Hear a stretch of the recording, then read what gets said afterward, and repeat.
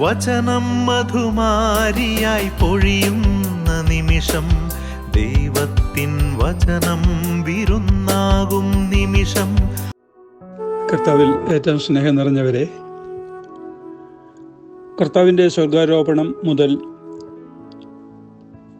പെന്തക്കോസ്ത വരെയുള്ള 10 ദിവസത്തെ നമ്മൾ കാത്തിരിപ്പിൻ്റെ കാലം എന്നാണ് വിളിക്കുന്നത്.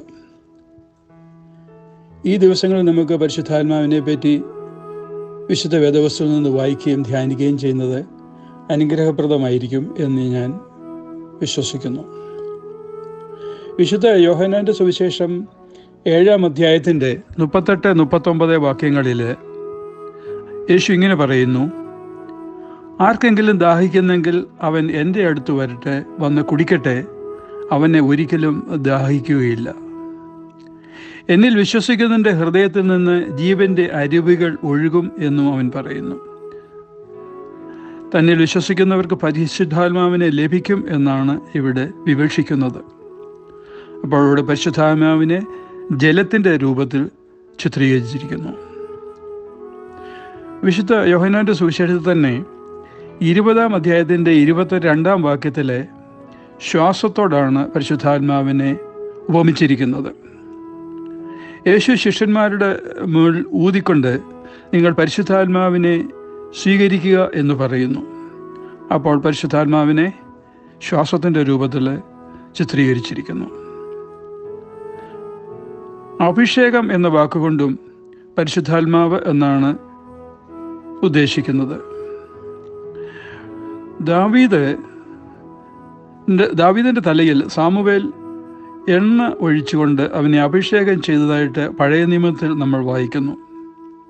അപ്പോൾ ഈ അഭിഷേകം എന്ന ക്രിയയിലൂടെ ദാവീദിന് പരിശുദ്ധാത്മാവിനെ നൽകുകയാണ് ചെയ്തത്. വേറെ ഒരു പ്രതീകമാണ് അഗ്നി. പെന്തക്കോസ്ത ദിനത്തിൽ ശിഷ്യന്മാരുടെ മേൽ പരിശുദ്ധാത്മാവ് അഗ്നിയുടെ രൂപത്തിൽ ആവസിച്ചു എന്ന് നാം വായിക്കുന്നു. നമുക്കറിയാം, അഗ്നി എല്ലാം ശുദ്ധീകരിക്കുന്നതിനുള്ള ഒരു ഉപാധിയാണ്. ലൂക്കായുടെ സുവിശേഷത്തിൻ്റെ 9:24 പരിശുദ്ധാത്മാവിനെ മേഘത്തോട് ഉപമിച്ചിരിക്കുന്നു. നാം വായിക്കുന്നു: രൂപാന്തരീകരണം നടക്കുന്ന സമയത്ത് യേശുവിൻ്റെ മേൽ ഒരു മേഘം വന്ന് മൂടുന്നതായിട്ട്.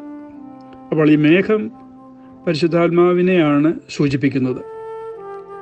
അതേപോലെ തന്നെ ലൂക്കായുടെ സുവിശേഷം 11:19-20 വാക്യങ്ങളിൽ ദൈവത്തിൻ്റെ വിരൽത്തുമ്പായിട്ടാണ് പരിശുദ്ധാത്മാവിനെ ചിത്രീകരിച്ചിരിക്കുന്നത്.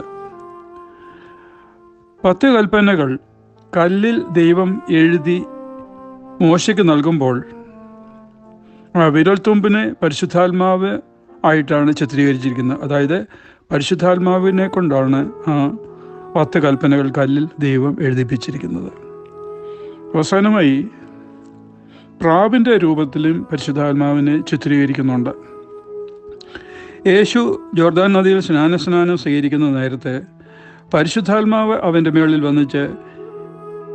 വന്ന് ആവസിക്കുന്നതായിട്ട് നാം വായിക്കുന്നുണ്ട്. ഇവൻ എൻ്റെ പ്രിയപുത്രൻ, ഇവനിൽ ഞാൻ പ്രസാദിച്ചിരിക്കുന്നു എന്ന് പരിശുദ്ധാത്മാവ് പറയുന്നുണ്ട്. ഇങ്ങനെ വിശുദ്ധ വേദപുസ്തകത്തിൽ പല രൂപത്തിൽ പരിശുദ്ധാത്മാവിനെ ചിത്രീകരിക്കുന്നതായിട്ട് നാം വായിച്ചുകൊണ്ട് ഈ ചിന്തകളിൽ നിന്ന് നമുക്ക് ധ്യാനിക്കാം. ദൈവം നമ്മെ അനുഗ്രഹിക്കട്ടെ.